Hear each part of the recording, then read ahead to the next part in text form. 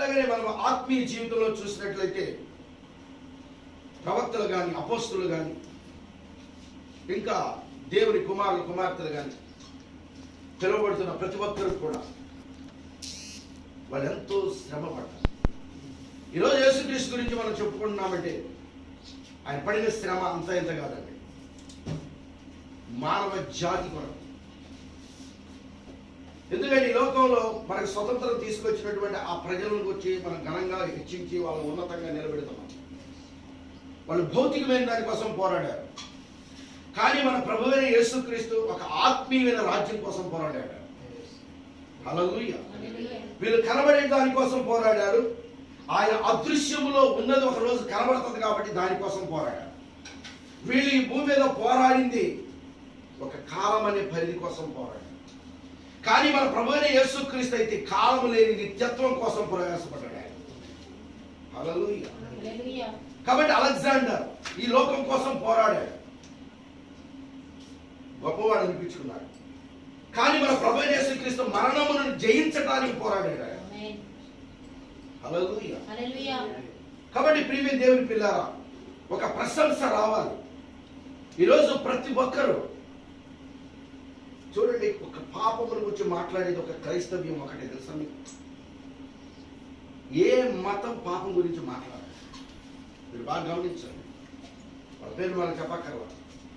ఎందుకంటే క్రైస్తవులే నువ్వు పాపవి, నువ్వు పాపంలో ఉన్నావు, నువ్వు రక్తం కావాలి, యేసుక్రీస్తు పాపాల కొరకు చనిపోయాడని నిరంతర బోధ జరుగుతుంది ఒక క్రైస్తవ్యంలోని. మీరు గుర్తించుకొని కావాలి. ఎవరు మాట్లాడరు దాని గురించి? ఏ మతం మాట్లాడదు, ఏ ప్రజలు మాట్లాడరు. కానీ క్రైస్తవులు మాట్లాడతారు ప్రతిరోజు. నువ్వు మారు మనసుతో, నువ్వు పశ్చాత్తాపడు, నీ పాపాలు ఒప్పుకో, నీ జీవితం మార్చుకో. ఇలాంటి మాటలు ఎక్కడ నిలబడుతున్నాయి? ఇంకొక దాంట్లో నిలబడుతున్నాయా? ఎందుకు ఇక్కడ నిలబడతాయి? ప్రియమైన దేవుని పిల్లరా, మన జీవితం మార్చుకో, మారు మనసు పొందుకో, పశ్చాత్తాపడు, శరీర మార్గంలో నడువు, శరీర జీవితాన్ని జీవించు. ఎందుకు ఇంత ప్రయాసపడుతున్నా? ఎందుకంటే ఇప్పుడు మనం వాక్యంలో చదివాం, 4వ వచనంలో అంటాడు, అపరిమితమైన ఆ దుర్యాపారమునందు తమతో కూడా మీరు పరుగెత్తకపోయినందున వారు ఆశ్చర్యపడుచు మిమ్మల్ని దూషిస్తున్నారు. ఎందుకు క్రైస్తవులు దూషిస్తున్నారు? వీళ్ళు లంచాలు తీసుకోరు, వీళ్ళు యథార్థంగా బ్రతుకుతారు, ఉన్నది ఉన్నట్లుగా మాట్లాడతారు. వీళ్ళకి సినిమాలంటే అసహ్యం, వీళ్ళకి లోకం అంటే అసహ్యం, లోకంలో ఉన్న వాటిని వీళ్ళు ప్రేమించరు. ఎందుకంటే యోహాను రాసిన మొదటి పత్రికలు అంటారు, చదవరు. లోకములో ఉన్న వాటినైనా మీరు ప్రేమిస్తే దేవుని ప్రేమ మీలో ఉండదు అంటున్నారు. ఎందుకంటే ఒక గుడికి వెళ్తాం, నేను అక్కడ గద్దించేవాడు, హెచ్చరిక చేసేవాడు. ఒక మసీదుకి వెళ్తాం, నేను గద్దించేవాడు, హెచ్చరిక చేసేవాడు. లేకపోతే ఇంకో స్థలానికి వెళ్తావు, నిన్ను ఎవడు గద్దించడు. కానీ నువ్వు దేవుని చర్చికి, నువ్వు దేవుని సన్నిధికి వెళ్తే, నువ్వు కనుక ఒక చర్చికి వెళ్తే అక్కడి నుండి నీకు గద్దింపు వస్తుంది. నేను క్రీస్తుని ఇష్టపడటానికి కారణం అది. ప్రియమైన దేవుని పిల్లరా, ఒక అన్యుడిగా ఉన్నప్పుడు ఒక గుడికి వెళ్ళామనుకో, నా కోసం నేను ప్రార్థించుకుంటాను, నన్ను దీవించు, నా వ్యాపారాన్ని దీవించు, నా కుటుంబాన్ని, ఇంతే. కానీ ఈ రోజు అయితే అందరి కొరకు నేను ప్రార్థిస్తాను. హల్లెలూయా. దీంట్లో ఉన్నటువంటి ప్రాముఖ్యత ఏంటంటే అందరూ బాగుండాలి.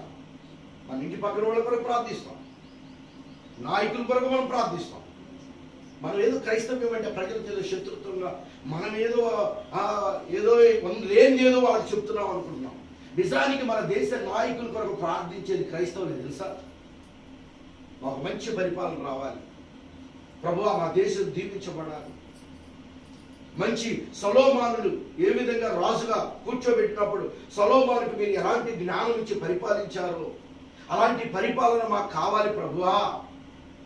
ఎందుకంటే మనం ఈ దేశంలో ఉన్నాం, అలాగా ఉన్నాం కాబట్టి మనకు అలాంటి నాయకులు ఉండాలని మనం ప్రార్థిస్తాం. మనం వాళ్ళకేం వ్యతిరేకం కాదు, కానీ గ్రహించట్ల ప్రజలు. పక్కన ఉన్న వాళ్ళు మనం గద్దిస్తాం, వాళ్ళ మీద మనకు ద్వేషం ఉండి కాదు.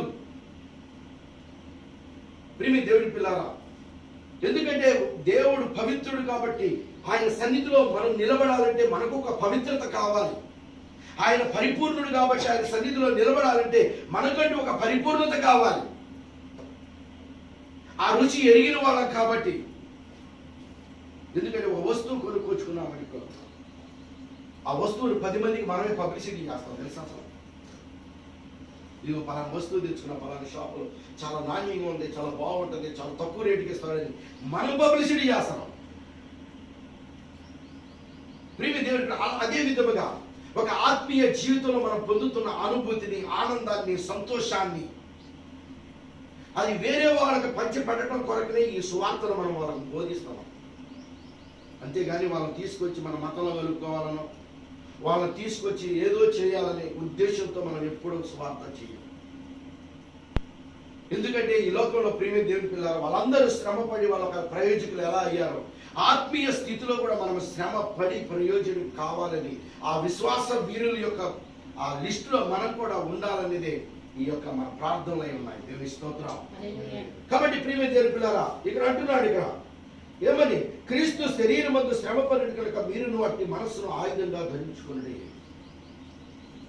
కాబట్టి ఆయన కూడా శోధించబడ్డాడు, ఆయన కూడా అనేకమైన ఆకర్షణలు వచ్చాయి.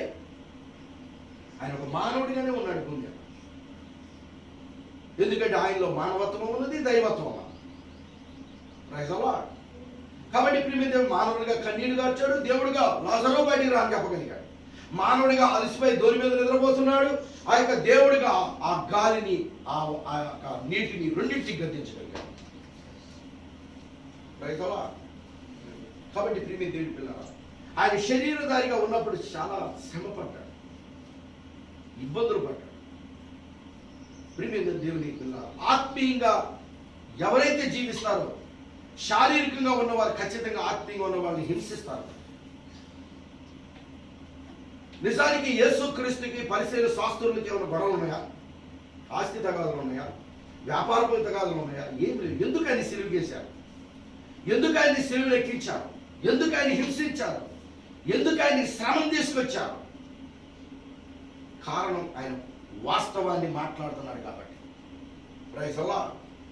ఎందుకంటే వాళ్ళ యాజకుల దగ్గర వాళ్ళ గుణంలో లేనటువంటి భక్తిని, వాళ్ళు నడవనటువంటి, వాళ్ళు చెప్తున్నారు కానీ నడవట్లు, అలాంటి యొక్క విషయాల్ని యేసుక్రీస్తు తెర మీదకి తీసుకొచ్చాడు. ఆయన దేవుని స్తోత్రం.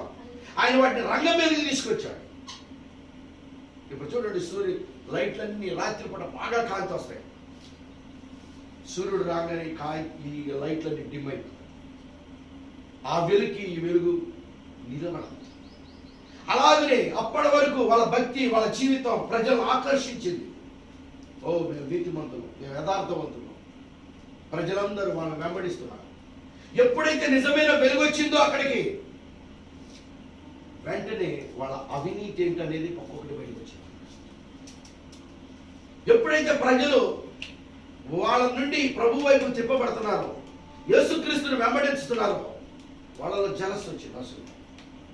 అప్పుడు ఆయన ఎలా సంపాది అని అనేకమైనటువంటి శ్రమలను ఆయన దగ్గరికి తీసుకొచ్చారు. కానీ ప్రియమైన దేవుని పిల్లలు, వాటన్నిటినీ ఆయన జయించి ఒక పరిపూర్ణతలోకి వచ్చాడు. అందుకే ఈరోజు మనం కూడా క్రీస్తు శరీరమందు శ్రమ పడిన కనుక మీరు అట్టి మనస్సును ఆయుధంగా ధరించుకోవాలి. శ్రమలు అనేది ఖచ్చితంగా వస్తాయి. ప్రతి క్రైస్తవుడు చుట్టుపక్కల వాళ్ళ చేత, కుటుంబీకుల చేత, అందరి చేత, ఆఖరికి ఇంట్లో ఉన్న వాళ్ళ చేత కూడా శ్రమ వచ్చింది. ఒక్కొక్కసారి భార్య నుండి శ్రమ రావచ్చు, ఒకసారి తల్లిదండ్రుల నుంచి, ఒకసారి పిల్లల నుండి, ఒకసారి ఇరుగు పొరుగు వారి నుంచి. ఎందుకంటే ఈ వర్తమానమే ఒక ప్రత్యేకమైన వర్తమానం. Praise the lord.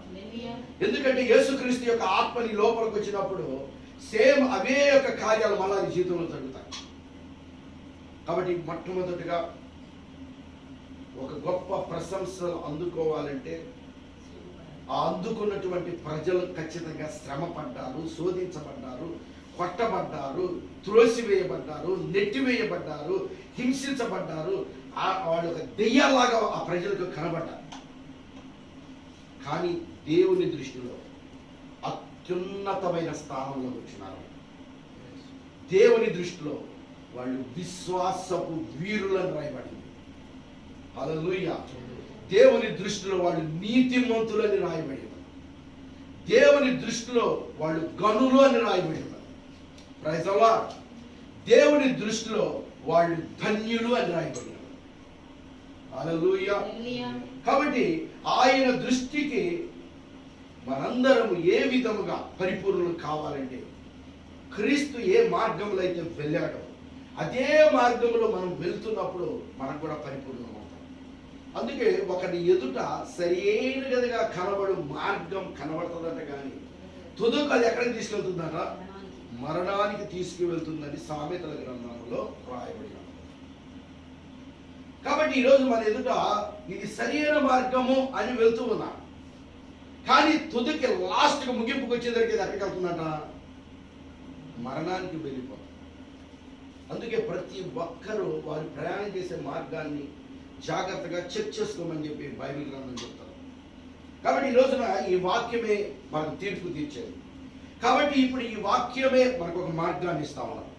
అందుకే దావీదు ప్రార్థిస్తున్నాడు. 2వ కీర్తన అనుకుంటా, ఒకసారి చూద్దాం.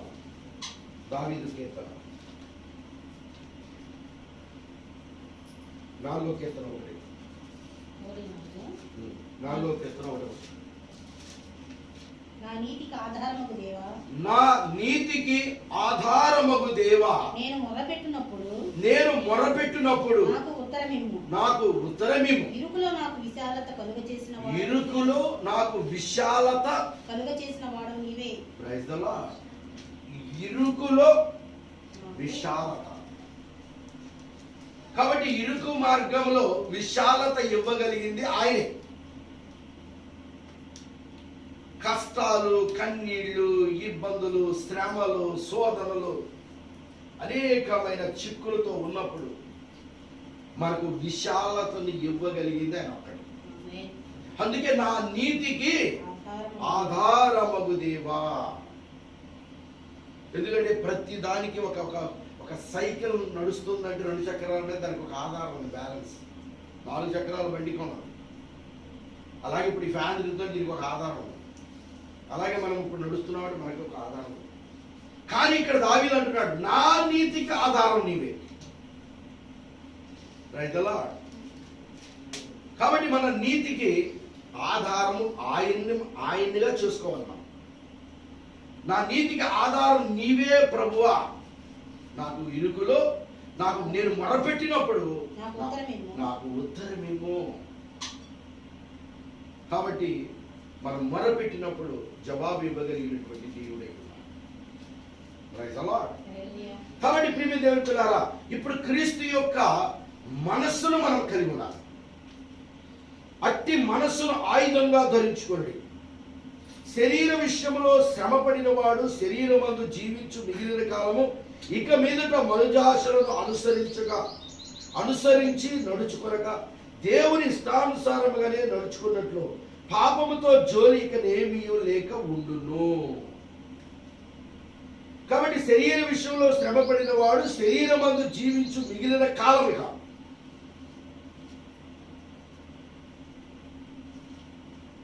ఇక మీదట మళ్ళా మనుజాశలను అనుసరించి నడుచుకొనక.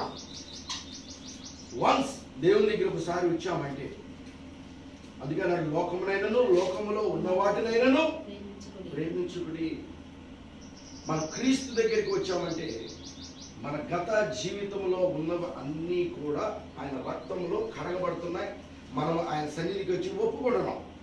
తెలియనప్పుడు మనం చేస్తూ ఉన్నాం, కానీ తెలిసిన తరువాత ఎందుకని అన్నాడు ఆయన, శరీర విషయంలో శ్రమపడిన వాడు శరీరమందు జీవించిన మిగిలిన కాలం ఇక మీదట మనుజాశలను అనుసరించి నడుచుకొనక దేవుని ఇష్టానుసారంగానే నడుచుకున్నట్లు పాపముతో జోలి ఇక నేమీ లేక ఉండును. కాబట్టి పాపమును ఇంకా చాలా దూరంగా పెట్టాలి. కాబట్టి ఆయన యొక్క ఆజ్ఞ ప్రకారంగా మనం నడుచుకోవాలి, ఆయన చిత్తంలో మనం నడుచుకోవాలి. తర్వాత అంటున్నాడు, మనము పోకిరి చేష్టలు, దురాశలు, మద్యపానము, అల్లరితో కూడిన ఆటపాటలు, త్రాగుబోతుల విందులు, చేయదగిన విగ్రహ పూజలు అన్ని జనుల ఇష్టము నెరవేర్చుచుండుటను గతించిన కాలమే చాలు.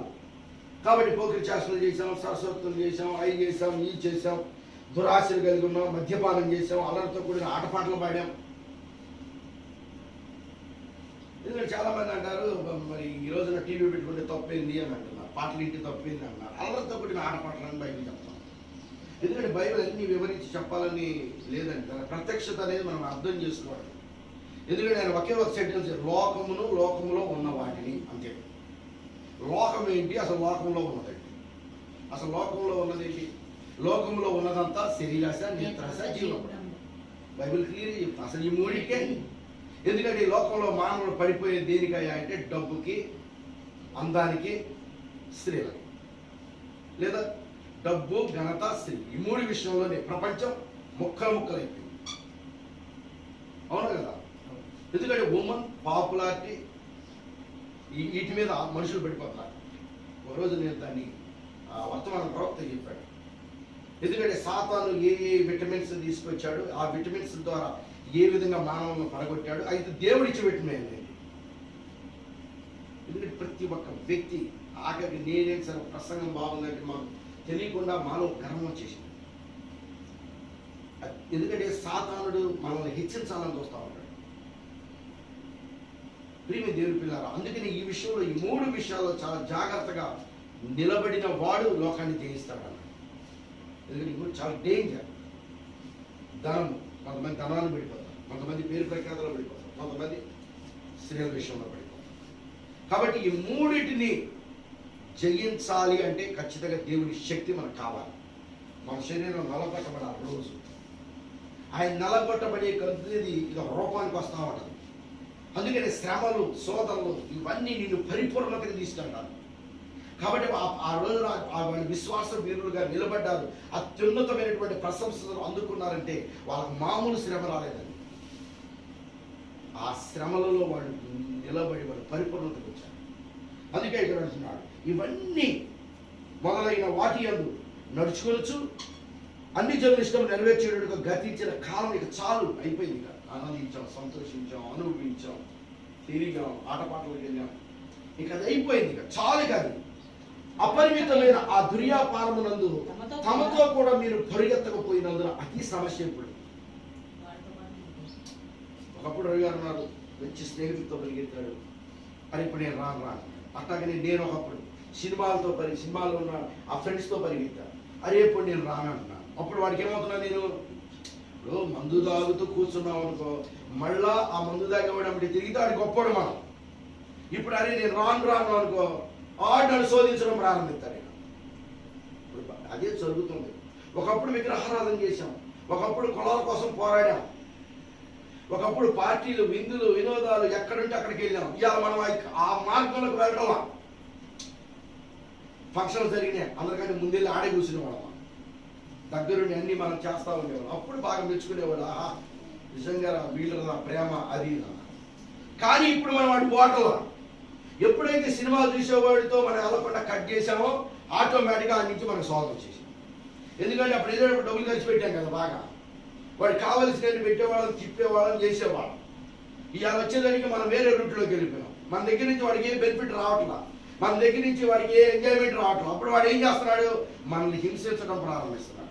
అదే ఇక్కడ బైబిల్ చెప్తుంది, అపరిమితమైన ఆ దుర్యాపారమునందు తమతో కూడా మీరు పరిగెత్తకపోయినందున.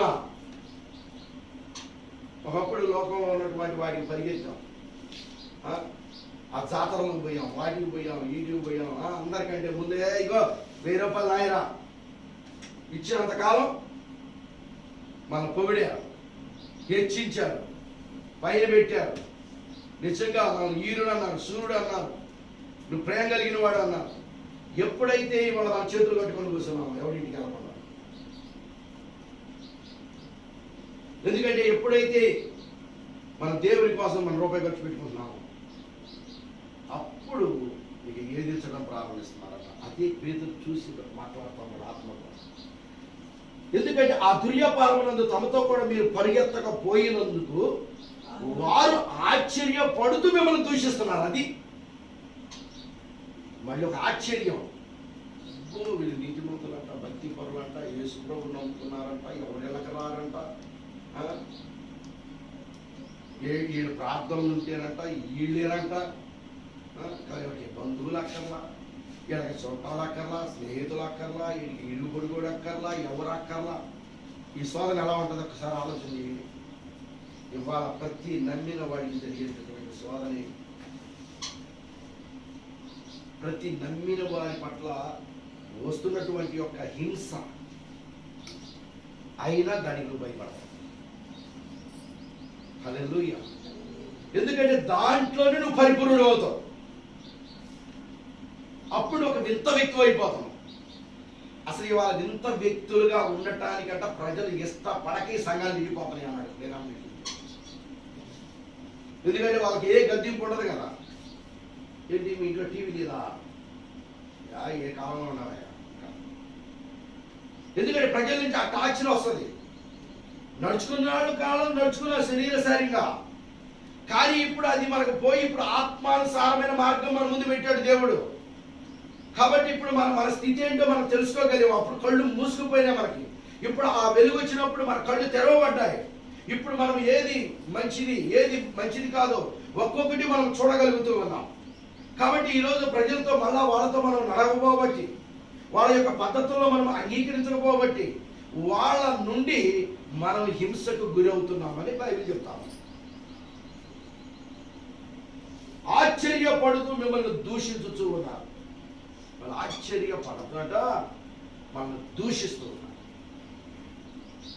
ప్రియమైన దేవుని పిల్లరా, ఎందుకంటే దేవుని వాక్యం పరీక్షలు హింసలు తప్పవన్న వాగ్దానం ఉంది మనకి. ఇంకా చూద్దాం 12వ వచనం. అదే అధ్యాయం 4:12. ప్రియులారా, మిమ్మును శోధించుటకు మీకు కలుగుచున్న అగ్ని వంటి మహాశ్రమల గురించి మీకేదో ఒక వింత సంభవించినట్లు ఆశ్చర్యపడకుడి.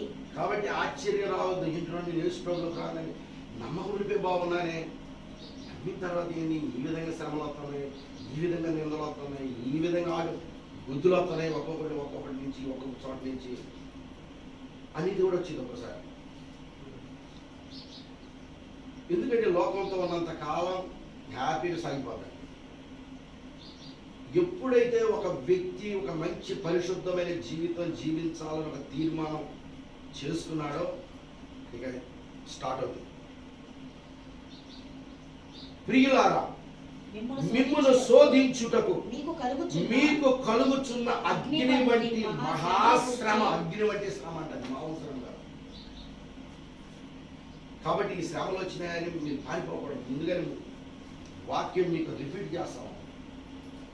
ఎందుకంటే చాలా మంది అంటారు యేసుక్రీస్తుని నమ్ముకుంటే హ్యాపీగా సాగిపోతాయా అంటారు. సాగిపోతాయి. ఇది ముళ్ళ మాట. ఎందుకో తెలుసా? ఒక ఎగ్జాంపుల్. పక్షి రాజు ఉంది, పిల్లల్ని చేస్తుంది. ఆ పిల్లలను తీసుకొని అది ఆ గుట్లో పెట్టడానికి ముళ్ళతో గూడు కట్టింది ఫస్ట్. అసలు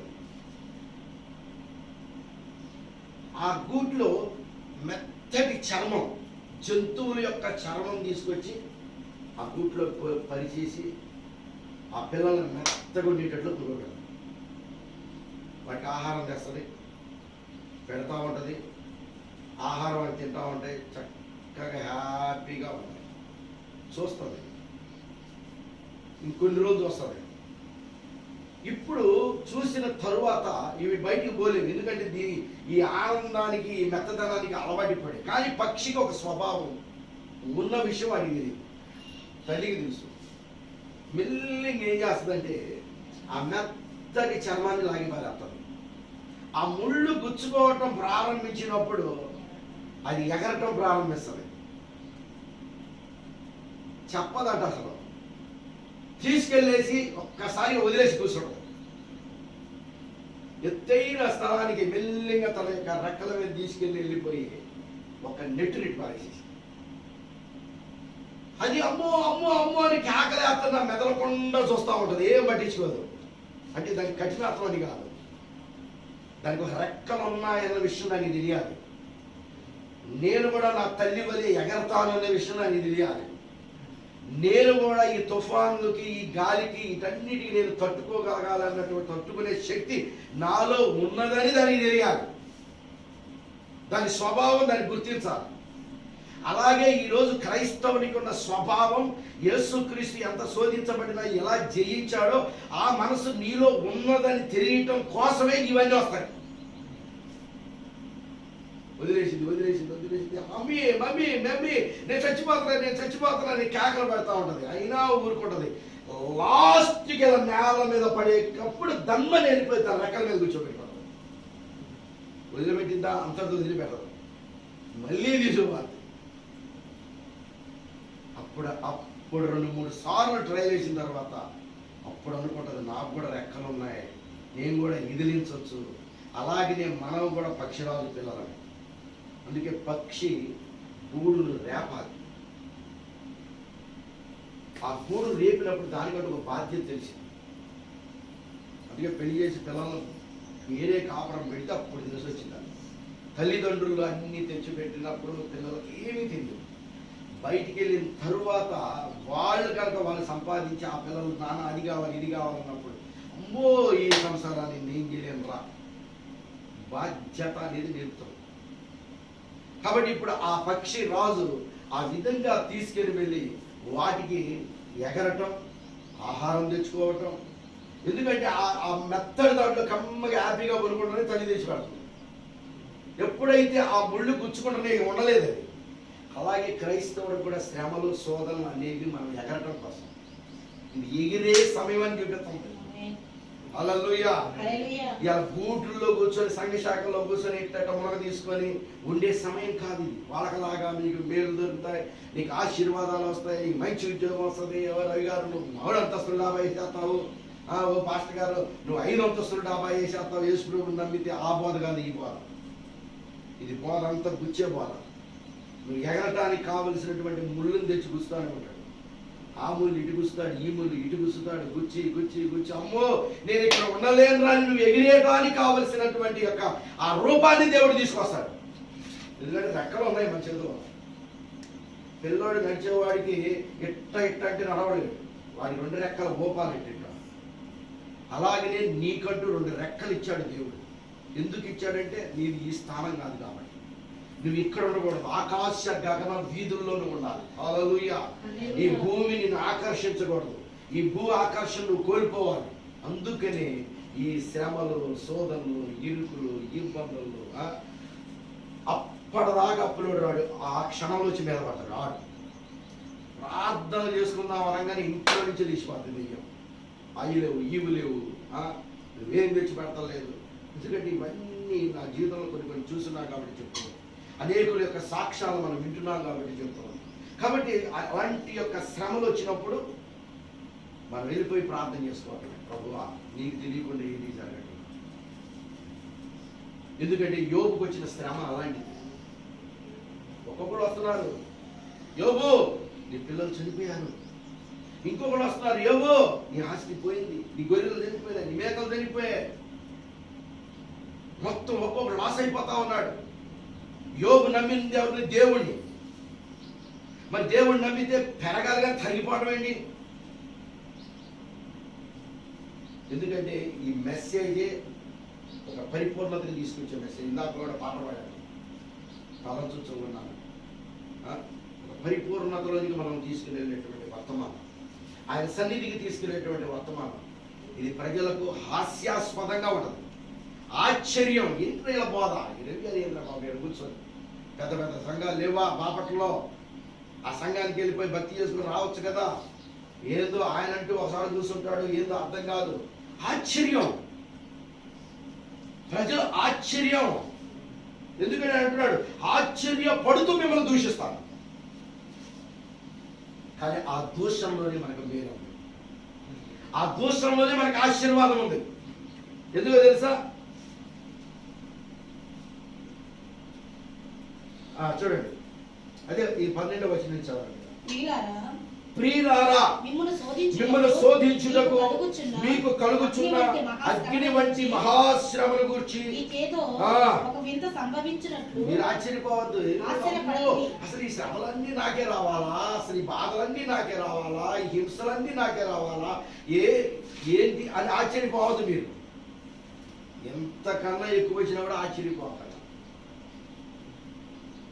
ఎందుకు? అవేంటో, ఆ యొక్క శ్రమలేంటో, ఆ ఇబ్బందులేంటో మనకు తెలియచేయబడుతున్నాయి బైబిల్ ద్వారా.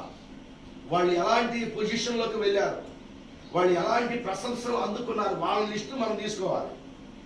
ఈ గొప్ప గొప్ప వాళ్ళు అయిన వాళ్ళు అందరూ, ఈ విశ్వాస వీరులందరూ కొట్టబడిన వాళ్ళు, తిట్టబడిన వాళ్ళు, అసహించుకున్న వాళ్ళు, నెట్టి వేయబడిన వాళ్ళు, పేరు ప్రఖ్యాత లేని వారు, చరిత్ర లేని వారు. కానీ దేవుని చరిత్రలో ఉన్నారు, దేవుని జీవ గ్రంథంలో ఉన్నారు వీళ్ళ పేర్లు. హల్లెలూయా. దేవుని చేత ప్రశంసలు అందుకున్నటువంటిది మామూలు విషయం అండి. సృష్టికర్త, సమస్తమును సృజించిన వాడు, జీవమునివ్వగలిగిన వాడు. ప్రవక్త అదే ఒక మాట అంటే, నాకేం అక్కర్లేదు, ఈ ప్రపంచం అన్నీ తీసుకుని నాకు ఇక్కడ దేవుడిని ఇవ్వండి చాలు.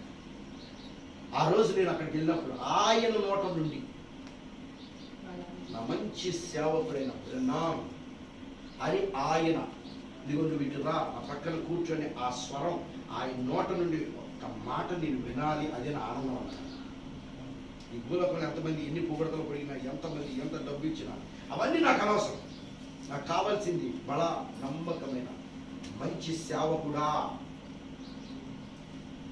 ప్రభువు ఏర్పరిచిన ఈ స్థలం దగ్గరికి రా అన్నప్పుడు నిజంగా నాకు ఎంత ఆనందం. ఏది అది కూడా అనేక మందిలో అంట, అనేక మంది ప్రజల్లో ఆ మాట పిలిచి అక్కడ కూర్చోబెట్టి, ఇప్పుడు స్కూల్లో పిల్లలకి జరుగుతున్నాయి కొన్ని ప్రైజులు పెట్టారు, అది ఆటల పోటీలు పెట్టారు, ప్రైజులు వచ్చాయి, చాలా మంది తల్లిదండ్రులు వచ్చారు, ఇనాగ్రేషన్ జరుగుతుంది, అనేక మంది మంచి విజిటర్లు వచ్చారు, గొప్ప గొప్ప నాయకులు వచ్చారు, అందరూ కూర్చున్నారు. వాళ్ళందరి మధ్యలో నుండి షాలేంకి ఈ రోజున ఒక ప్రైజ్ వచ్చింది. ఎక్కడున్నా షాలేం రావాలి అన్నప్పుడు ఆ పిల్లవాడు వస్తుంటే ఆ తల్లిదండ్రులకి అక్కడ అందరిలో ఆ పిల్లవాడు ఆ యొక్క అవార్డు తీసుకుంటే అంత సంతోషం ఉంటుందండి, ఆ పేరు పెట్టి పిలిచినప్పుడు. అదే విధంగా అంతమంది, రేపు అంతమంది ప్రజల్లో దేవుడు నిన్ను పిలిచి పేరు పెట్టి పిలిచి నిన్ను అక్కడ కూర్చోబెడతాంటే అసలు ఆ దృశ్యం మామూలు దృశ్యం. ఈ బహుమానం తాత్కాలికం, ఆ బహుమానం శాశ్వతమైనది. హల్లెలూయా. అందుకే ఆ బహుమానం కోసం పౌలు పరిగెత్తాడు. అయితే బహుమానం కావాలంటే నియమ నిబంధనలతో పరిగెత్తాలి. క్రికెట్ ఆడేవాడు మన భారతదేశం తరఫున వెళ్ళి ఆ కప్పు గెలుచుకొచ్చినప్పుడు ఎంత ఆనందం దేశం వ్యక్తపరుస్తుందండి, ఎంత సంతోషాన్ని వ్యక్తపరుస్తుంది. అలాగనే మన ప్రభు తరఫున మనం కూడా ఒక బహుమానాన్ని తీసుకెళ్తే పరలోకం అంతా కూడా ఎంత ఆనందిస్తుంది. హల్లెలూయా. అందుకనే ఇక్కడ బహుమానం సంపాదించడం కొరకు ఇక్కడ పెట్టాడు. ఈ బహుమానం తీసుకొని మన రాజ్యానికి వెళ్ళాలి. ఆ దృశ్యమైనటువంటి రాజ్యం దృశ్యంలో రోజు మనం చూడగలం. హల్లెలూయా. కాబట్టి ప్రియమైన దేవుని పిల్లారా, ఈ అగ్ని వంటి పరీక్ష అమ్మో అనుకోవద్దు మనం. నేను ఫస్ట్ లో చాలా మంది చేసుకోవాలంటే ఆ శ్రమలో వస్తాయంట. మా అమ్మని, అరే ఆయన హింసించబడ్డాడు, ఆయన నాకు కొట్టుబడ్డాడు, అది యేసు ప్రభు నమ్ముకోకరా, ఇప్పుడే నీకు అదే శ్రమలు వస్తాయి, నువ్వు తట్టుకోలేవురా. నా చిన్నప్పుడు ఏది చెప్పేవాడు అంటే యేసు ప్రభు నమ్ముకుంటే కష్టాలు వస్తాయిరా. కానీ ఇప్పుడు అర్థమవుతుంది యేసు ప్రభు నమ్ముకుంటే ఏమొస్తాయో అని. ఇప్పుడు కాదురా, బాగా వయసు అయిపోతుంది. ఇప్పుడు మన ఆవిడ అదే అనేది, అంతా అయిపోయిన తర్వాత రాసుకుని అబ్బాయి కూర్చొని ఒక పుస్తకం తీసుకొని 1,00,000 సార్లు రాసుకుంటారు. ఏది పళ్ళు ఊడిపోయి, జుట్టు తీర్చిపోయి, చేతులన్నీ వంగిపోయి, నడవలేని స్థితిలో ఏదో అట్లా చేసుకోండి మోక్షానికి పోరా అంటారు. అది కాదు యవ్వన కాలంలో. ఎందుకంటే మన ఇంట్లో ఎద్దులు ఉన్నాయి, ముసలి ఎద్దులు ఎవరైనా ఉపయోగించుకుంటాడా? వాటి పక్కన పెట్టేసి యవ్వన కోడిదోళ్ళని తెచ్చుకుంటాడు. ఎందుకు? పొలం పనులు చేయాలన్నా, ఏ పని చేయాలి. అలాగే దేవునికి కూడా కావాల్సింది యవనస్తులు. అంతా అయిపోయిన తర్వాత ఎవడేం చేయలేడు. మిలిటరీలో ఇదిగో ఈ వయసు వాళ్ళే కావాలి అంటాడు. ముసలోళ్ళని కూడా ఎంపిక చేసుకుంటా అనొచ్చుగా. ముసలోళ్ళకి రిటైర్మెంట్ ఎందుకు పెట్టాడు? పనికి రాదు. అలాగే దేవుడికి కూడా యవనస్తులు యవన కాలంలోనే ఆయన కాడి మోయాలి. యవ్వన కాలంలోనే ఆయన కాడి మోయాలి. ఎందుకంటే ఆయన పనిని అప్పుడే చేయాలి, రోషంతో చేయగలరు, విశ్వాసంతో చేయగలరు. ముసలోడు ఏం చేయలేరు. కాబట్టి నిజంగా ప్రేమించే పిల్లరా, ఈ అగ్ని వంటి పరీక్ష ఏదో అనుకోవద్దు. అదే అంటున్నాడు, ప్రియులారా మిమ్మల్ని శోధించుటకు మీకు కలుగుచున్న అగ్ని వంటి మహాశ్రమను గూర్చి మీకేదో ఒక ఇంత సంభవించినట్లు ఆశ్చర్యపడుకుడి. క్రీస్తు బయలుపరచబడినప్పుడు, అది క్రీస్తు మహిమ బయలుపరచబడినప్పుడు మీరు మహానందముతో సంతోషించు నిమిత్తము క్రీస్తు శ్రమలలో మీరు పాలివారై ఉన్నంతగా సంతోషించుడి. అది క్రీస్తు శ్రమలలో పాలివారై ఉన్నంతగా సంతోషించాలట. ఎందుకంటే క్రీస్తు మహిమ బయలుపరచబడినప్పుడు మీరు మహానందముతో సంతోషించు నిమిత్తం క్రీస్తు శ్రమలలో మీరు పాలవారై ఉన్నంతగా సంతోషించాలి. క్రీస్తు నామము నిమిత్తము నిందపాలైన ఎడల మహిమా స్వరూపి అయిన ఆత్మ అనగా దేవుని ఆత్మ మీ మీద నిలుచుచున్నాడు కనుక మీరు ధన్యులు. అది ధన్యులు.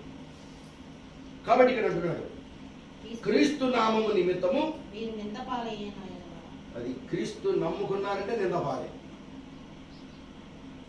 హల్లెలూయా వచ్చాడు, యేసు నామముడు వచ్చాడు రా, పెద్ద భక్తిపరుడు బయలుదేరాడు రా, ఈ మాటలు ఎక్కువైపోతాయి.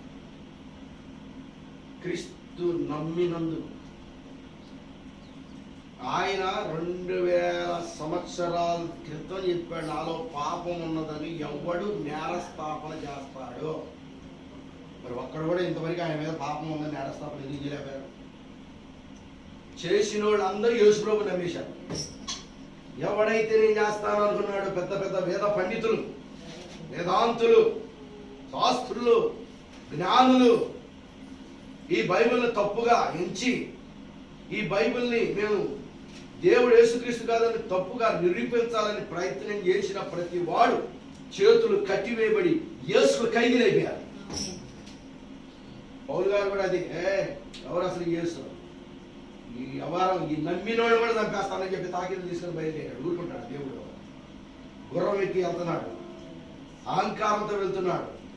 ఒక్కసారిగా ఒక వెలుగు వచ్చి ఎప్పుడైతే తాకిందో ఆ గుర్రం మించి నేల మీద పడ్డాడు, దువ్వులో పడ్డాడు, కళ్ళు కూడా పోయాడు.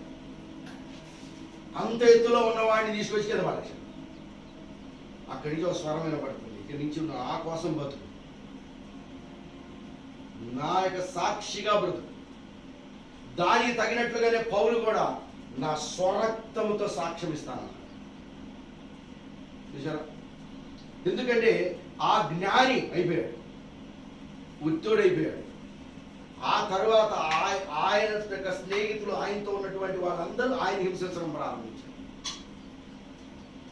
ఏట్రా నిన్నటిదాకా అటున్నాడు, ఇలా యేసు నామం అంటున్నాడు, యేసు దేవుడు అంటున్నాడు, యేసు గొప్పవాడు అంటున్నాడు, యేసు ప్రభు తప్ప ఎవరు లేరు అంటున్నాడు, ఏది చేసినా అన్నం తిన్నా యేసు ప్రభు అంటున్నాడు. నేను ఒకసారి చెప్పాను లేదు, ఒక జమీందారు అన్నాడు. జమీందారు అంటే మనకు తెలుసు, వాడికి ఎంత పొలాలు ఉంటాయో, ఎంత మంచి మంచి బిల్డింగ్లు ఉంటాయో, ఆస్తులు ఉంటాయో పూర్వకాలంలో మనకు తెలుసు. ఆ జమీందారు గుర్రం వేసుకొని తిరుగుతూ ఉంటాడు. అతని యొక్క తోటలో ఒక పేదవాడు పనిచేస్తున్నాడు. అంత దగ్గర కూలి. సరే ఒక అన్నం మధ్యాహ్నం భోజనం టైం అయింది. ఆ బాక్స్ ఓపెన్ చేసుకున్నాడు, ప్రార్థన చేసుకుంటున్నాడు. ప్రభువా, ఈరోజు ఈ ఆహారం నాకు అనుగ్రహించావు, నువ్వు గొప్ప దేవుడు, నీకు స్తుతులు నాయన, తినే శక్తిని ఇచ్చావని ప్రార్థన చేసుకుంటే ఈ యొక్క జమీదారు వచ్చి ఆ గుర్రం తాకి చూసి, అరే జాన్, నువ్వు తింటే ఎలాంటి అన్నరా, అది రాత్రి అన్న సత్యాన్ని వేసుకుని తింటున్నావు, నువ్వు దీనికే నువ్వు దేవుడిని స్తుతించాలంటారా? నేను తినే ఆహారం నీకు తెలుసా? ఈరోజు నాకు ఎంత ఆస్తి ఉంది, నాకు ఎలాంటి నేను స్థితిలో ఉన్నాను అని చెప్పి అతను 4 మాటలు ఇష్టానుసారంగా మాట్లాడి ఎలా పోతుంటే ఆయన అన్నాడు, అయ్యా జమీందారయ్య గారు, ఈ రాత్రికి ఒక కోటీశ్వరం ధనవంతుడు ఇక్కడ చచ్చిపోతున్నాడు అయ్యా అన్నాడు. అంతే. ఇక ఈ జమీందారు ఇంటికి పోయిన తర్వాత ఆలోచనలో పడ్డాడు. ధనవంతుడు చచ్చిపోతాడు అనగానే ఆ ధనవంతుడిని నేనే కదా ఈ గ్రామంలో, నేను చచ్చిపోతాను అమ్మో అని చెప్పి వెళ్ళిపోయాడు. డాక్టర్ దగ్గరికి వెళ్ళిపోయాడు. ముందు గుండె చెక్ చేయండి అన్నాడు, కిడ్నీలు చెక్ చేయండి అన్నాడు, బీపీ చెక్ చేయండి అన్నాడు. మొత్తం చేసిన తర్వాత ఏమి లేదా అంత బాగానే ఉన్నాడు అన్నాడు. మళ్ళీ 6 గంటల కానించి భయం పుట్టుకుంది. నేనే కదా ధనవంతుడిని. పడిపోతున్నాడు, నిద్ర పడతలా. 7 అయింది, 8 అవుతుంది, 9 అవుతుంది, కొనుక్కోట్ల. ఆ వీల్ చైర్లో కూర్చొని ఊగుతా ఉన్నాడు, భయమేస్తా ఉంది. ఏంది నేను చూస్తే 6 గింటనే ఉన్నాను, కానీ ఎవడన్నా కొడుతాడా నన్ను, ఏం చేస్తాడు అసలు ఏంటి అని చెప్పేసి వాడు కంగారుగా. టైం 10 అయింది, 11 అయింది, ఇక నిద్ర పడట్లా, టెన్షన్ వచ్చేస్తుంది. ఎందుకంటే రేపటికి వాడు చచ్చిపోతాడు ధనవంతుడు అన్నాడు.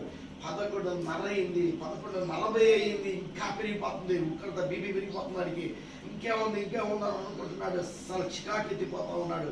ఏం చేయాలో అర్థం కావట్లేదు. 11:50, 55 నిమిషాలు, 56, 57, 58, 59, 12 అయింది. ఆ కుర్చీలోనే కూర్చున్నాడు సైలెంట్ గా. కరెక్ట్గా 12 నిమిషానికి డోర్ కొట్టాడు. అమ్మాయి ఒకసారిగా తేలికని వెళ్ళి బయటికి వెళ్ళి డోర్ తీశాడు. అయ్యా మన దగ్గర పనిచేసే జాన్ చనిపోయాడయా. ఇప్పుడు కొట్టేశాడు ఎవడో. అక్కడ ఉన్నటువంటి ధనవంతుడు ఎవరు? జానే. Praise the Lord. అలాగే యేసుక్రీస్తుని నమ్ముకున్న వాడికి ఏమి లేకపోయినా కొట్టేశాడు. ఎందుకంటే మీరు మన దేవుడు శ్రీమంతుడకు దేవుడు, ఆయన కరుణా సంపన్నుడకు దేవుడు.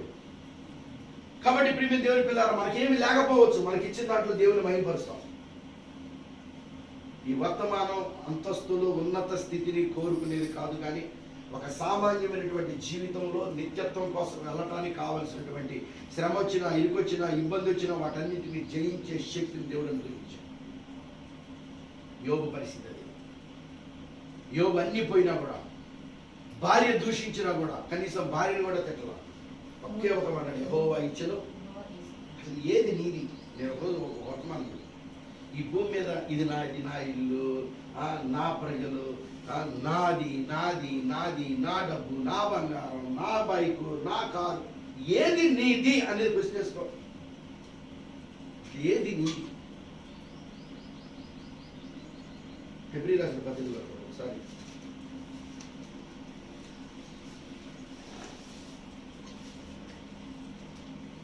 పదమూడు 14 చదవండి.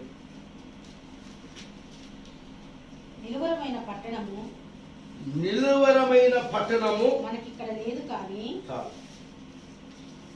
అసలు నిలువరమైన పట్టణం భూమి మీద ఉందా ఎవరికైనా? ఎంత ఇల్లు కట్టుకున్నా ఎన్నాడు ఉంటాం. సరే, భార్య మధ్యలో ఎంటర్ అయింది, పెళ్లి చేసుకున్నాం, ఎంతకాలం ఉంటుంది? మధ్యలో పిల్లలు వచ్చారు, ఎంతకాలం ఉంటారు? ఏది నీది? ఏదో వర్తమానం చెప్పారు. నిలువరమైన పట్టణము మనకిక్కడ లేదు కానీ. లేదన్నమాట. ఇక్కడ లేని దానికోసం బాగులాడుతున్నామా? నిలువరమైన పట్టణం మనం ఇక్కడ లేదు కానీ ఉండబోచున్న దానికోసము ఎదురు చూస్తున్నాము. Praise the Lord. దేనికోసం ఎదురు చూస్తున్నామంట? నేను అనుకున్నాను, అసలు ఈ బిల్డింగ్లు కూడా కనుక తీసుకెళ్ళి కనుక వెళ్ళగలిగితే ఒక రాజ్యానికి ఒక్కొక్కటి 50 కాదు 100, 1000 అంతస్తులు కడతారేమో. ఈ బిల్డింగ్ కూడా అక్కడ తీసుకెళ్ళే అనుమతి ఉంటే దీన్ని నేడ స్టాండర్డ్ చేసి ఇంకా చేసి తీసుకెళ్ళిపోయేవాడు. దేవుడు అనుమతి ఇవ్వాల. అసలు ఏది నీది? మనం అసలు ఇక్కడ మనకి ఏదన్నా మనకు ఉన్నదా? ఇక్కడ నిలువరమైన పట్టణం మనకి ఇక్కడ లేదు కాబట్టి ఉండాలా మనం. ప్రతి ఒక్కడు మరణించడం తప్పదండి. ఇంత టెక్నాలజీ వచ్చింది, ఇంత అభివృద్ధి అయింది, ఇంత మెడిసిన్ వచ్చింది, అసలు మరణాన్ని ఆపేవాడే లేడేది. కానీ దేవుడు లేడు అంటున్నారు, అది అంటున్నారు, ఇది అంటున్నారు. కమ్మ మరణాన్ని ఆపుకోవచ్చు కదా. అసలు మరణం ఆపేస్తే ఏ బాధ ఉన్నదిగా? అది కొనుక్కున్నాం మేము, ఇది కొనుక్కున్నాం మేము, ఇది చేసాం, అది చేసాం, మేము హీరులు సూర్యులు. అసలు మరణానికి సొల్యూషన్ ఏంటి? దానికి జవాబు చెప్పింది ఒక యేసుక్రీస్తు ఒకడే. మరణం తర్వాత ఏమిటి అన్న దానికి ప్రశ్నకు జవాబు ఎక్కడ దేంట్లో రాదు.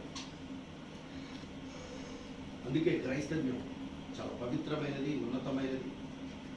ప్రజలు ఎందుకు దాన్ని ద్వేషిస్తున్నారంటే వాళ్ళతో మొన్నటిదాకా నడిచి ఇప్పుడు నడవకపోబట్టే మనం ఆశ్చర్యపడుతూ వాళ్ళు మనం దూషిస్తున్నారు, నిందిస్తున్నారు.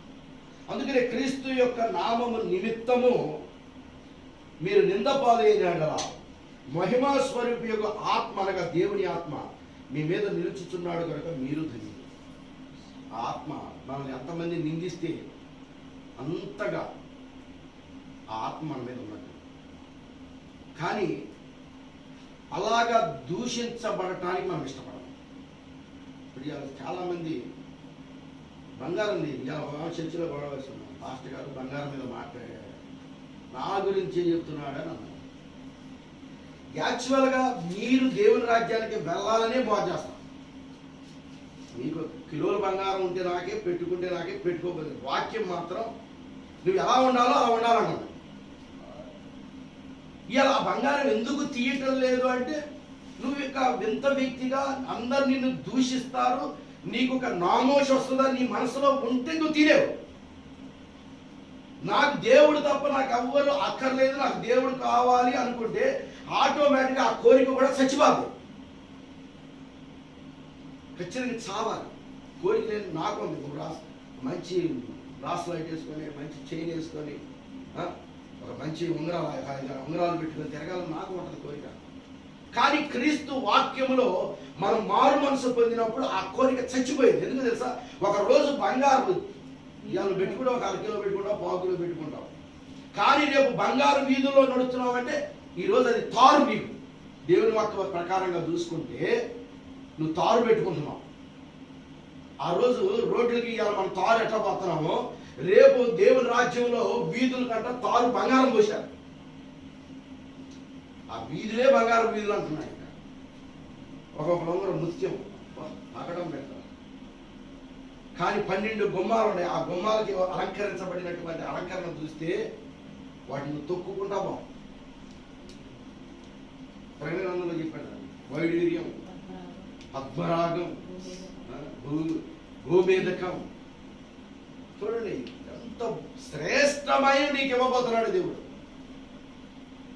అసలు సృష్టిలో, దేవుని సృష్టిలో నువ్వే ప్రథముడివి. ఈ మట్టి కోసం, మట్టిలో నుండి వచ్చే వాటి కోసం ప్రాకులాడుతున్నారండి ప్రజలు. నిన్ను నిందించాలి. ఇలా ఆ నిందకి ఇష్టపట్ల ప్రజలు. అందుకే వర్తమానం దగ్గరికి రాలేదు, మాకు సంఖ్య పెరగడం. ఇంకా వాక్యం వింటున్న ప్రజలారా, సంఘ శాఖలు ఎందుకు గుళ్ళు అవుతున్నాయి అంటే అక్కడ ఎవడు గద్దించడం, ఎవడు చెప్పడం, ఏదో నార్మల్గా చెప్పేసేస్తారు. ఆ నార్మల్లో మేము చెబుతున్నారు, మా సంఘంలో చెబుతున్నారు, కానీ ప్రజలు వింటారు లేదు అంటారు. ప్రియమైన దేవుని పిల్లారా, ఎందుకంటే వాక్యం ఈ కాలపు ప్రవక్త అసలు టీవీ ఇంటేనే నేను షూట్ చేస్తాను ఇంట్లో కనిపెట్టి. ఈ వర్తమాన చర్చలు అసలు టీవీ కూడా ఉండకూడదు. ఒక విధంగా చెప్పాలంటే నా బోధ అందుకే నా సంఘం పేరండి. ఎందుకంటే ఒక ఆయన వచ్చాడు, స్వస్థపడ్డాడు. అసలు ఎలాంటి పరిస్థితి అంటే నిజంగా చర్చి మొత్తానికి తెలుసు. అసలు డాక్టర్ దగ్గరికి వెళ్ళిపోయారు. అతనికి వచ్చింది పసికెళ్ళ వ్యాధి, అసలు ఇంకా లాస్ట్ స్టేజ్, ఇంకా అయిపోయారు, తీసుకెళ్ళిపోండి అన్నారు. అతను ఒక లెక్చరర్. ఆ సమయంలో మా చర్చికి ఒక మామగారు వచ్చేది. ఇప్పుడు మినిలో వస్తున్నారు. మినిలో మామగారితో వాళ్ళకి పరిచయం, వాళ్ళ అమ్మమ్మకి, ఆయనమ్మకి. ఆ పరిచయం మీద అయ్యా ఒకసారి చర్చికి రా ప్రార్థన చేస్తారంటే తీసుకొచ్చేది. కళ్ళతో చూశారు అతను స్వస్థత. ఇవాళ ఎట్లా ఉన్నాడంటే మనిషి కింగ్లా ఉన్నాడు. చూసిన తర్వాత వర్తమానాలు బోధిస్తుంటే ఒక రోజున కూర్చోబెట్టి, అప్పుడు పూరీలు ఉండేది ఆ చర్చి. ఒక రోజు అన్నాడు, పాస్టర్ గారు ఈ వర్తమానాలు చెబుతున్నారు, మా ఆవిడ చాలా బాధగా ఉంది, బంగారం గురించి నువ్వు మాట్లాడుతున్నావు, ఈ చర్చికి అయితే నేను రానంటుందని అన్నాడు. మరి ఆ రోజు స్వస్థత కొరకు ఎలా వచ్చావు? ఇప్పుడు సంఘశాఖలో వర్తమానంలో అక్కడక్కడ బాధలు చేసుకుని బతుకుతున్నాం. ఎందుకంటే ప్రియమైన చెప్పడం, దేవుని వాక్యం ప్రవక్త ఏం చెప్పాడో దాన్ని బోధించడమే మా యొక్క పని. ఇంకొక ఆయన అన్నాడు, నువ్వు స్త్రీల గురించి చెప్తున్నావు, వాళ్ళే ఒక రోజు నేను తంతారన్నాడు. గొడవ వేసుకున్నారు ఒక రోజున వాళ్ళు కూడా. నా బోధ కాదు, ఇది ఏలియా బోధ, ఇది యోహాను బోధ, ఇది గడికి ఇవ్వబడినటువంటి వర్తమానం. ఆయన ఏం చెప్పాడో దాన్ని చెప్పటమే అన్న. అప్పటికి వాళ్ళు కానిశారు, ఇప్పటికి వీడు కానిశారు. కాబట్టి ప్రియమైన దేవుని పిల్లలు, నేను ఎందుకు చెప్తున్నానంటే క్రీస్తు నిమిత్తం నింద అనేది వస్తుందండి. వాక్యం కోసమేమో వాళ్ళు తపన పడుతున్నారు, ఆ వాక్యాన్ని ఏమో బోధిస్తుంటేనేమో బాధపడుతున్నారు ఇంకో జనాలు. ఆదర్శ వాళ్ళ నాన్న బాధ అదే. ప్రభురాత్రి భోజనానికి ప్రజలు వస్తున్నారు, చర్చికి అందరూ మొత్తం పెట్టుకొని వస్తున్నారు. అసలు ఒక్కడు కూడా ఏం చేయట్లేదు, పాస్టర్ ఏం చెప్పట్లేదు. అసలు 25 సంవత్సరాల నుంచి నేను ఆ చర్చికి వెళ్తున్నాను, అసలు నేను ఏం నేర్చుకోవాలి, ఏం తెలుసుకోవాలి, అసలు నాకు ఎలా బుద్ధి కావట్లేదు అనేది ఆయన బాధ ఆయన పడుతున్నాడు. ఒకళ్ళేమో బోధిస్తేనేమో ఎందుకు బోధిస్తున్నాడు పాస్టర్ గారు, ఆయన మా గురించే చెబుతున్నాడని ఒకళ్ళు బాధపడుతున్నారు. ఎట్ట తెచ్చింది. కానీ వాక్యమే మన మార్గం. నా మాట వినద్దు, ఇంకొకళ్ళ మాట వినద్దు. యేసుక్రీస్తు ఏం చెప్తున్నాడు? నింద ఎందుకు వస్తుంది? వాళ్ళ పద్ధతిలో మనం పోనప్పుడే నింద వస్తుంది. వాళ్ళ విధానంలో మనం వెళ్ళినప్పుడే మనల్ని పిచ్చోళ్ళు అంటారు. వాళ్ళు చేసే పనులు మనం చేయనప్పుడే మనల్ని ఒక ఎదవల కింద లాగా కడతారు. యేసుప్రభుని ఎలా మాట్లాడారు? నువ్వు బయలుజీవన్నారు, నువ్వు దొంగవన్నారు, అదన్నారు, నువ్వు వ్యభిచారం అనుకుంటావన్నారు, నువ్వు జ్యోతిష్యుడు అన్నారు, నువ్వు హిప్నాటిజం చేస్తున్నావు అన్నారు, రకరకాలుగా మాట్లాడు. కానీ దేవుని కార్యాలు అక్కడే జరుగుతున్నాయి ఆయన దగ్గర. కాబట్టి ప్రేమ దేవుడు అర్థం చేసుకోవడం. ఎందుకంటే ఈ మెసేజ్ని మనం ఒక ప్రజలకు ఒక మాదిరిగా చూపించే వర్తమానం. మనము లోకానికి పత్రికలమై ఉన్నాం. ప్రజలా మనము నిత్య జీవ ప్రకటన పలకలం. ఈ లోకములో యాడ్స్ ఇస్తున్నారు స్త్రీలు. వాళ్ళ యాడ్స్కి, వాళ్ళ యొక్క ప్రకటనలకి వ్యాపారం రోజు రోజు వృద్ధి చెందుతుంది. కానీ క్రైస్తవ యొక్క ప్రకటనకు ఎందుకు వృద్ధి చెందట్లేదు అంటే వీళ్ళు జీవించగలం. క్రీస్తులు ఎందుకంటే అన్నాడు మత్తయి సువార్తలో కూడా ఒకసారి చూద్దాం.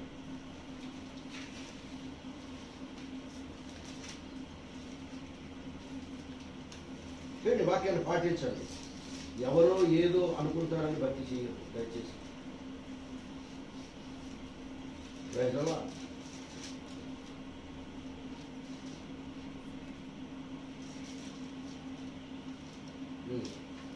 16 ఎన్నో వచ్చిన 5వ అధ్యాయం 16వ వచనం 15 నుంచి చదవండి. మనుష్యులు దీపము వెలిగించి కొంచెము కింద పెట్టరు కానీ అది ఇంట నుండి వారికి అందరికి వెలిగించుటకై దీపస్తంభం మీదనే పెట్టుదురు. నరుని దీపము యెహోవా పెట్టిన ఆత్మ. బైబిల్ చెప్తుంది. కొంచెం అని వాడాడు, మంచం అని వాడాడు, పాత్ర అని వాడాడు. మూడు సువార్తలు. ఈ 4 సువార్తలు మీ తర్వాత చదువుకుంటే మనుషులు దీపము వెలిగించి ఇక్కడ కొంచెం అంటున్నాడు. కొంచెం అంటే మానిక లాంటిది, వ్యాపారం చేసేది. ఇంకొక చోట మంచం అన్నాడు. అంటే వెలిగించబడిన తర్వాత అచ్చవాడు సోమరపోతులా ఉన్నమని కాదు. ఇంకొక చోట పాత్ర అన్నాడు. అంటే నిరంతరం పనులు, ఇంట్లో పనులు, ఆ పాత్రలు ఈ పాత్రలు కలిపి చర్చలు మానేయడం. అందుకని అన్నాడు మనుషులు దీపము వెలిగించి. ఇప్పుడు వ్యాపారం తాగిపోదు.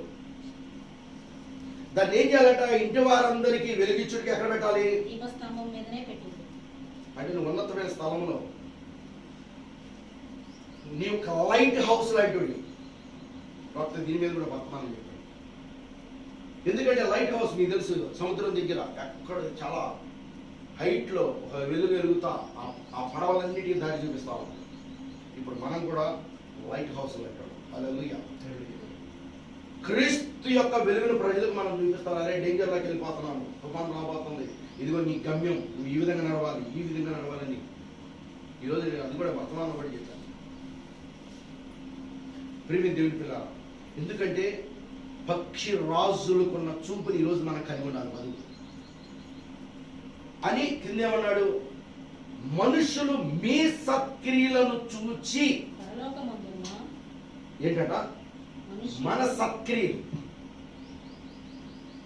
మన ప్రవర్తన విధానం, మన వేషం, మన భాష, మన రూపం. ఏదో చర్చికి వెళ్ళిపోయేసి వచ్చేసేస్తున్నాం, కాసేపు వర్తమానం వింటున్నాం అనేది కావాలి. ఎమ్మిగినూరులో సునిపేట వెళ్ళినప్పుడు ఒక సిస్టర్ ఉంది, బ్రదర్ కూడా తెలుసా, నర్సు. వాళ్ళ అమ్మ వర్తమానం విని ఆ బంగారం అంతా తీసి ఆ చర్చిలోకి ఇచ్చేసేసింది. తర్వాత ఆ సిస్టర్ కూడా ఇప్పటికి చాలా తీసేసింది. ఒక గొలుసు మాత్రం తన భర్త ఇంకా తన నమ్మని కారణంగా అది ఏడుస్తుంది. ఇది కూడా ఎప్పుడు తీసేసుకుంటానా, పరిపూర్ణంగా నేను ఉండాలని ఆశపడుతున్నా పాస్టర్ గారు అని చెప్పి ఆమె కన్నీరుగా చేస్తున్నాను. కానీ మరి ఎలా మనం? ఎందుకంటే సత్క్రియలు, మీ సత్క్రియలను చూచి పరలోకమందున్న మీ తండ్రిని మహిమపరచునట్లు వారి ఎదుట మీ వెలుగు ప్రకాశింపనీయుడి. వారి ఎదుట ఏం చేయాలంట? సో మచ్ ఇంగ్లీష్లో బాగా ఇచ్చాడు, ఎంతో ఎక్కువగా మీరు ప్రకాశించేటట్లుగా జీవించాలంట. ఇది మన సత్క్రియలను చూసి. అందుకనే క్రైస్తవ్యం చాలా పవిత్రమైనది. నిజంగా నడవగలిగితే యేసుక్రీస్తు పిల్లలకు వంక పెట్టేవాడే ఉండడు. మరి ఈ విధంగా మనం వెళ్తున్నప్పుడు శ్రమ అనేది ఖచ్చితంగా వచ్చింది. శ్రమ అనేది వస్తుంది. నువ్వు ఒక వింత వ్యక్తిగా అయిపోతావు. నేను ఎవడు రానిపోవచ్చు. నేను సాక్షి విన్నా, మనలాగా ఆ అమ్మాయి వర్తమానం నమ్మింది. నమ్మిన తర్వాత ఒక రోజున వారి ఇంట్లో ఫంక్షన్ జరుగుతుంది. ఈ మొత్తం తీసేసింది ఈ అమ్మాయి. ఏం పెట్టుకోదు. వర్తమాన ప్రకారంగా ఆమె పిల్లలు హ్యాపీగా దేవుళ్ళు కొనసాగుతున్నారు. ఒక రోజున అమ్మ వాళ్ళ తమ్ముడితో వాళ్ళ అన్నదో ఏదో ఫంక్షన్, ఆ ఫంక్షన్కి ఆహ్వానిస్తూ ఒక మాట అన్నాక, నువ్వు వచ్చేటప్పుడు కొన్ని పెట్టుకొని రావే, ఇట్లా రావద్దే మా ఇంటికి అన్నాడు. ఆ అమ్మాయి ఇచ్చిన సాక్ష్యం ఏంటో తెలుసా? ఇలాగే వస్తా రమ్మంటే, లేదా మానేస్తా, కానీ పెట్టుకొని మాత్రం నేను రాను అని చెప్పేసి. ఆ సాక్ష్యం నిజంగా నేను విన్నప్పుడు చాలా ఆశ్చర్యపోయింది. ఎందుకంటే దానికోసం వాడు నిలబడాలి వాక్యం కోసం. మా అమ్మాయిని మా నాన్న ఎన్నిసార్లు హెచ్చరిక చేశాడు. నీ నాన్నకి ఏం తెలిసి, నువ్వు చిన్న పిల్లలు చక్కగా వేసుకో, గొలుసు వేసుకోలే. మా అమ్మాయి ఒకటే అనేది, మా నాన్న చెప్పడం కాదు తాతయ్య, నాకే ఇష్టం లేదు. మరి నాన్నడితో ఎందుకు చెప్పడం, ఆడే చెప్తున్నాడు. కాబట్టి వాక్యం కోసం నిలబడండి. అందరూ వదిలేస్తారు, అందరూ రారేమో, అయినా పర్వాలేదు. ఒకరోజు దేవునితో ఉంటాం, దేవుని సన్నిధిలో ఉంటాం. ఈ మాటలు ఖచ్చితంగా ఒక రోజున మళ్ళా రిపీట్ అవుతాయి. నేను పలికిన మాటలు, మీరు పలికిన మాటలు, అందరూ పలికిన ప్రతి మాట దేవుడు. తీర్పు అంటే ఏదో కాదు, నువ్వు పలికిన మాటే రేపు నీకు తీర్పు. తీర్పు తీర్పు తీర్పు అంటున్నారు. తీర్పు ఏదో చేస్తే తీర్పు కాదు. మన జీవితంలో మనం ఏదైతే చేస్తున్నామో, ఏదైతే పలికామో దాన్ని రేపు స్క్రీన్ మీద మొత్తం చూపిస్తాడు. చూపించినప్పుడు అప్పుడు మనం తమదించుకున్నాడు ఉపయోగం. కాబట్టి క్రీస్తు కొరకు ఇక్కడే నిలబడాలి. శ్రమలు వస్తాయి, శోధనలు వస్తాయి. ఎందుకంటే ఆయన నుండి మీరు అత్యున్నతమైన ప్రశంసలు అందుకోవాలంటే, ఆయన పిల్లలుగా మీరు ఉండాలంటే నల్లగొట్టబడాలి. బంగారం మట్టి నుండి వచ్చింది. ఆ మట్టి నుండి వచ్చేటటువంటి ఆ బంగారం రాయిని తీసుకొని, అది బంగారం అనేది వచ్చి ప్రకాశిస్తుందంటే ఎలా వస్తుంది? దాన్ని ఒక గదిలోకి వెళ్ళి దాన్ని తీసుకెళ్ళి కొలిమిలో పడేస్తాడు. ఆ కొలిమిలో కాతది, దాన్ని తీస్తాడు, ఒక దాంట్లో పోస్తాడు, మట్టి వచ్చింది, మట్టి తీసేస్తాడు, మళ్ళా తీసుకెళ్ళి కొలిమిలో తీసుకెళ్తాడు, మళ్ళీ కొద్దిగా అగ్గిని నిలుస్తాడు, మళ్ళీ దాంట్లోంచి రాగి వస్తుంది, ఆ రాగిని కూడా బయటికి తీస్తాడు, మళ్ళీ తీసుకెళ్ళి కొలువులో పడేస్తాడు, మళ్ళీ అగ్గిని వేస్తాడు, దాంట్లో ఇనుము వస్తుంది, దాన్ని తీసేస్తాడు, దాంట్లో ఇత్తడి వస్తుంది, దాన్ని తీసేస్తాడు. చివరికి అది ఒక బంగారం ఒక ముద్దలాగా అయింది. ఇప్పుడు దాన్ని తీసుకొని కంసాలి వాడు ఏం చేస్తాడంటే ఆ దివ్య మీద పెడతాడు. ఒకడు మలాకి తీసుకుంటాడు, దాన్ని తీసుకొని కొడతా ఉంటాడు. ఎప్పుడైతే కొట్టంగా ఇతని యొక్క వెలుగు, ఇతని యొక్క ఆ ప్రకాశమానం, ఇతని బొమ్మ దాంట్లో కనబడుతుందో అప్పుడు అది ఒరిజినల్ బంగారం. ఎంత ప్రాసెస్ జరుగుతుంది, ఎంత ప్రాసెస్ జరిగితే ఆ బంగారం ప్రకాశిస్తుంది. అందుకే రోల్డ్ గోల్డ్ ఏమో మెరుతుంది, బంగారానికి ప్రకాశమానం ఉంది. ఇలా సంఘ శాఖల చర్చిలనేమో రోల్డ్ గోల్డ్ తలుక్ అంటారు. కానీ ఇది కొట్టంగా ప్రకాశమానం. బంగారం ఎన్నాళ్ళలో అలాగే ఉండదు. నీ రూపం దాంట్లో కనపడాలి.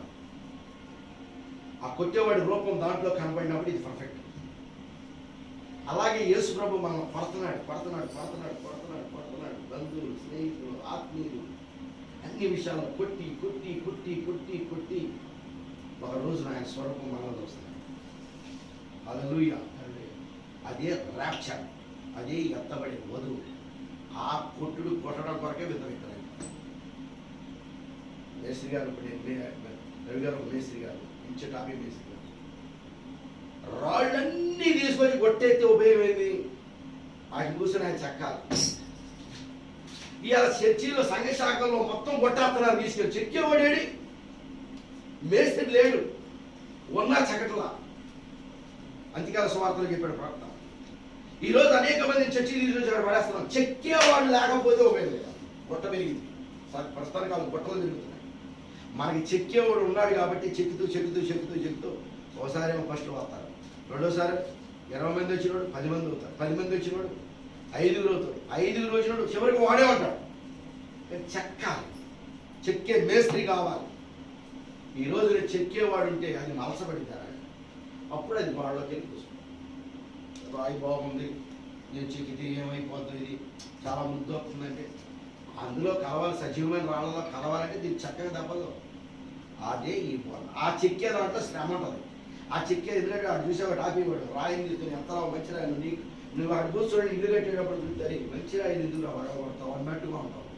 కానీ ఆయన కావాల్సిన సైజు కావాలంటే అది చక్కగా టాపీ పెట్టి కొట్టి చక్కగా తీసుకెళ్ళి దాంట్లో అమరుస్తాడు. అర్థమైందా? అలాగనే ఈ రోజున దేవుడు కూడా మనం చెక్కుతున్నాడు, పై నుంచి తల నుంచి. అసలు ఈ వర్తమానమే నడినెత్తి మొదలుకొని అరికాల వరకు శ్వసపరిచేది. హెయిర్ స్టైల్ ఎలా ఉండాలి, నీ ఫేస్ ఎలా ఉండాలి, నీ డ్రెస్ ఎలా ఉండాలి, చెప్పులాగా ఇప్పుడు కొడతాం. ఎంతమంది బయటతున్నారు? ఏదో మెసేజ్, చర్చికి వెళ్ళాం, వాక్యం విన్నాం, ఇంటికి వచ్చాం, యేసుప్రభు దేవుడు అన్నాం, పరలోకానికి కాదు. దేవుడికి అప్పగించుకోవాలి. ఆయన మనం చక్కని ప్రభు నువ్వు చెక్కితే నేను ఇష్టపడతాను, నువ్వు చెక్కు అడగండి, ఖచ్చితంగా దేవుడు చెక్కుతాడు. ఈ వర్తమానమే ఎత్తబడే వర్తమానం, the final message, final voice. ఇక లేదు ఈ స్వరం. ఆయన గొర్రెల్ని పిలుస్తున్నారు, ఆయన గొర్రెలు ఆయన స్వరాన్ని ఖచ్చితంగా వింటాయి. అత్యున్నతమైన ప్రశంసలు ఎవరు అందుకున్నారంటే శ్రమలు పడినవారు, ఇరుకులు పడినవారు, ఇబ్బందులు పడినవారు, తోసివేయ పడినవారు, వాళ్ళందరూ దేవుని దృష్టిలో ధనులయ్యారు. వాళ్ళ పక్కన మనం కూడా వెళ్ళటానికి మనం కూడా నలగొట్టు ప్రభు నీ రూపం తీసుకురా. నీకు అయిష్టమైంది నేను ఈరోజు తీసేసుకుంటాను, నీకు అయిష్టమైంది ఈరోజు నేను తొలగించుకుంటాను. నాకు నువ్వు కావాలి, నీ పక్కన కూర్చోవాలి, నీ పక్కన నేను రాణిగా ఉండాలి, ఈ ప్రపంచాన్ని కావాలి. అది నీ గోరు, అది నీ యొక్క బరువు, అది నీ యొక్క గురి. దానికోసం మనం పరిగెత్తుదాం. దేవుడి వాక్యాన్ని దీవించడం సహోదరులు ప్రార్థన చేస్తారు. వాక్యం నిమిత్తం చివరి ప్రార్థనతో ముగించుకుంటాం. దయచేసి ఈరోజు ఈ వర్తమానం గ్రహిస్తారని